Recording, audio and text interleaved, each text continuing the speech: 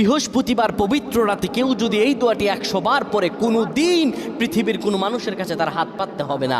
পৃথিবীর সব কিছু তার পায়ের নিচে আল্লাহ হাজির করে দিবেন। দারিদ্রতা থেকে মুক্তি দান করবেন, বিপদ আপদ থেকে মুক্তি দান করবেন, তার সম্মানকে সুউচ্চতা দান করবেন, অসুস্থতা থেকে দূরে রাখবেন। আল্লাহর অশেষ দয়া ও রহম তাকে দান করে দিবেন। সুবহানাল্লাহ। বৃহস্পতিবার রাত এটি গুরুত্বপূর্ণ রাত। এই রাত সপ্তাহে একদিন আসে।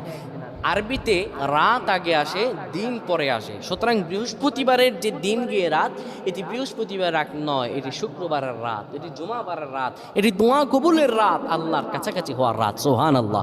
এই বৃহস্পতিবার রাত আল্লাহ তাআলা বান্দার দোয়া কবুল করেন।